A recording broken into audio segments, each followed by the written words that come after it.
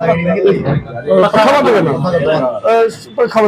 जी आइए पीछे पहला इधर इधर हाँ दूसरा। अंबेडकर सेना मूल निवासी और जन जागृति मंच ने जो कठुआ में लगातार प्रोटेस्ट किए हैं, आप मीडिया वालों का पहले तो बहुत बहुत धन्यवाद, जो पहले भी आपने कवर किया और जो कल का इंसिडेंट हुआ है ये भी आपने सभी ने उधर कवर किया है। हम बताना चाहते हैं कि जो कल का हमारा जो एपिसोड वहां पर हुआ है, हमने प्रशासन को पहले ही बता रखा था कि हम जो प्रोटेस्ट कर रहे हैं और प्रोटेस्ट करने जा रहे हैं, उसमें जो कठुआ का एसएचओ ने वहां पर आकर जो गुंडागर्दी की, क्योंकि एसएचओ कठुआ ने शहीदी चौक में जहां से हमारा प्रोटेस्ट स्टार्ट हो रहा था वहां पर आकर उसने हमारी महिलाओं पर, हमारी बहनों पर उन्होंने हाथ उठाया और उनको गलत तरीके से टच किया। ये बहुत निंदनीय है, ये आप सबने रिकॉर्ड किया है। क्योंकि अगर एसएचओ कठुआ को कुछ कार्रवाई करनी थी, अगर उसको कुछ गलत लग रहा था तो वहां पर लेडीज पुलिस लेकर आनी चाहिए थी।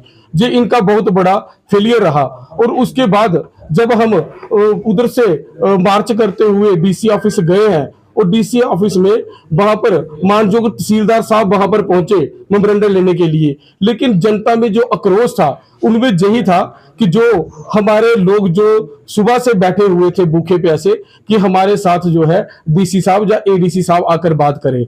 हम रोड जो खाली करने वाले थे, हमने रोड खाली कर दिया था। जैसे हमें तहसीलदार साहब ने कहा कि हम एडीसी को नीचे बुला लेते हैं, आप रोड खाली कर दो। हमने जब रोड खाली कर बिल्कुल साइड पर आ गए तो उस वक्त तहसीलदार कठुआ ने जो वो बहुत ही गंदा रोल प्ले किया वहां पर, क्योंकि हमें वहां से खाली करने के लिए कहा कि एडीसी साहब आ रहे हैं और 1 मिनट में मुकर गए कि एडीसी साहब तो नहीं आ सकते, वो तो बीमार हैं। अगर एडीसी साहब बीमार है तो वो ऑफिस में क्या कर रहे थे? उनको लीव लेकर घर में बैठना चाहिए था।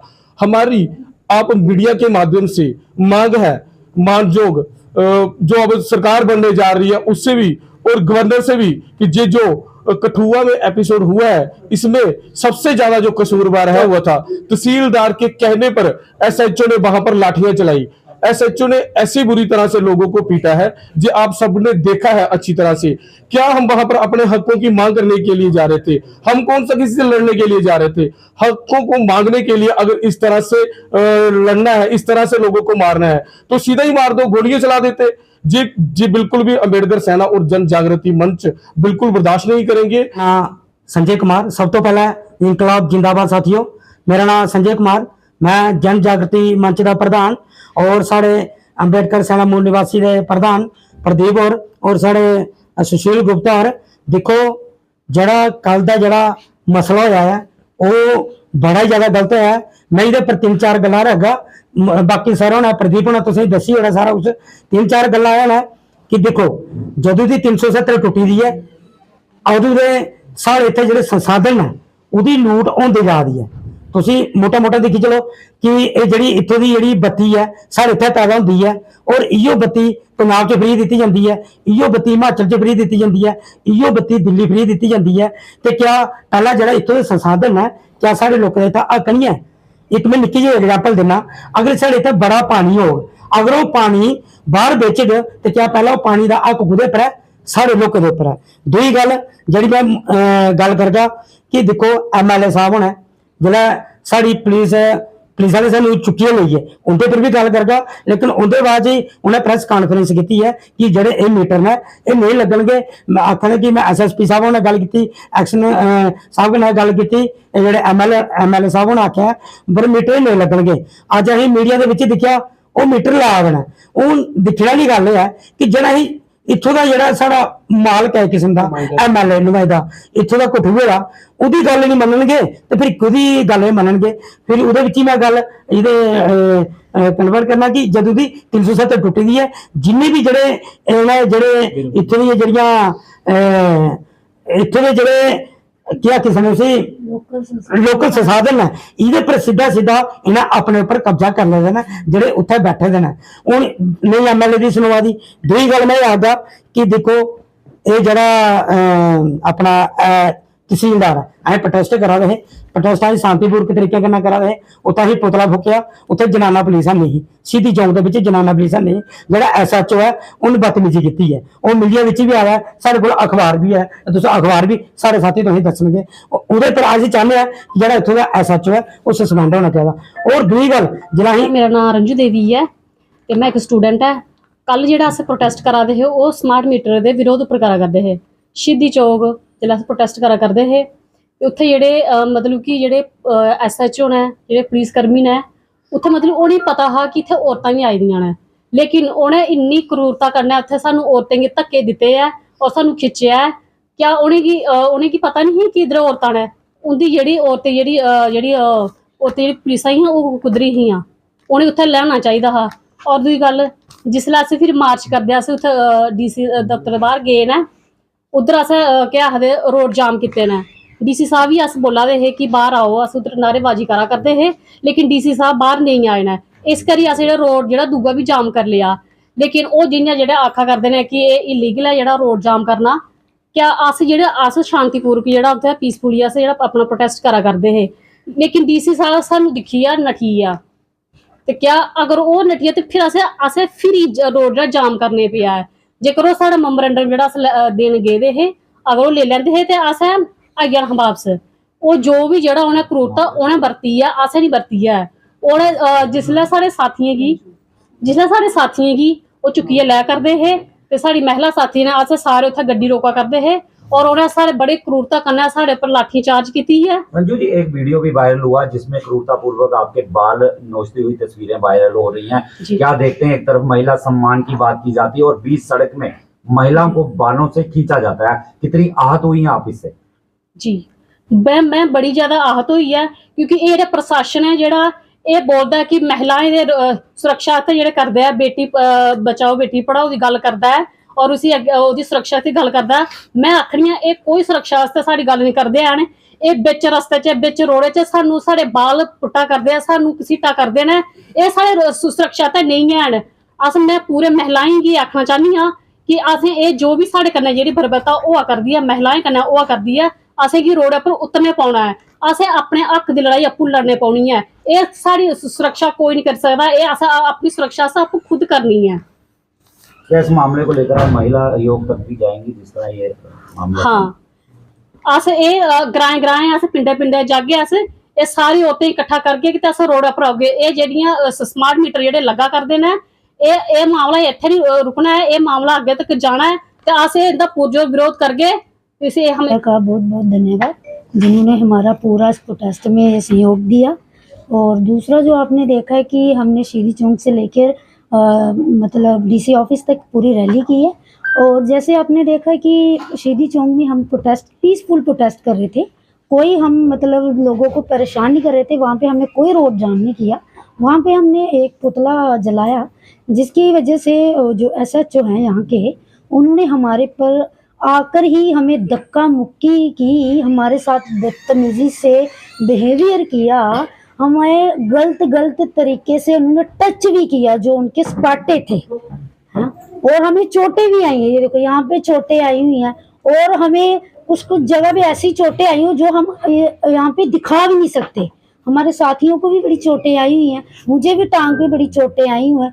ये देखिए फोटो, आप खुद देखिए कि कैसे उन्होंने हमारे साथ, हमारी लेडियों के साथ कैसा बिहेवियर किया है। ये तो मतलब यहाँ पे DC ऑफिस था, वहाँ पे लेडीज आई हुई थी जो हमने शहीदी चौक में किया। वहाँ पे SHO ने बहुत सारा हमारे पे डंडे बरसाए। लेकिन मैं एक चीज़ बोलना चाहती हूँ, हम बोलते हैं कि ये सरकार है जिनको हम चुनते हैं वोट देकर कि ये हमारी महिला के लिए सुरक्षित हैं, ये हमारी महिला के लिए कानून बनाती हैं। लेकिन मैं इस सरकार से ये पूछना चाहती हूँ, मोदी सरकार से ये पूछना चाहती हूँ, वो जो आप कानून बनाते हो वो फाइलों में ही ढके हुए हैं, आप इम्प्लीमेंट नहीं करते, उनको लागू नहीं किया जाता। कहाँ पे सुरक्षित महिलाएं हैं ये बताएं, आपने देखा? इनको मैं पिछले कई वर्षों से जानता हूँ। ये बच्चे जो जब भी देश लेवल पे नहीं, इंटरनेशनल लेवल पे भी कहीं एट्रोसिटी होती है, जुल्म ज्यादती होती है, तो ये रोड पे दिखते हैं और समाज से ये मांग करते हैं कि देश में होने वाली इस प्रकार की अमान्य घटनाओं का विरोध किया जाना चाहिए। उससे ये प्रेरित होकर के समाज को ये अपील करते हैं। इन्होंने पिछले दिनों से ये मुद्दा उठाया हुआ था कि जो स्मार्ट मीटरिंग कठुआ में लगाई गई है, इनको तो ये पहले था कि ये जो स्मार्ट मीटर जम्मू कश्मीर में लग रहा है, क्योंकि जो बिजली है, जो इलेक्ट्रिक है, ये कंक्रीट सब्जेक्ट है कॉन्स्टिट्यूशन ऑफ इंडिया का। इसमें स्टेट गवर्नमेंट और केंद्र सरकार दोनों कानून बनाती हैं। National electrical authority of India ने भारतवर्ष में सजेस्ट किया कि भाई ये स्मार्ट मीटर होने चाहिए। हमारा ये था कि इन बच्चों का ये मानना है कि उस समय जब ये फैसला लिया गया, जम्मू कश्मीर में चुनी हुई सरकार नहीं थी, चुनी हुई सरकार का ये फैसला नहीं है।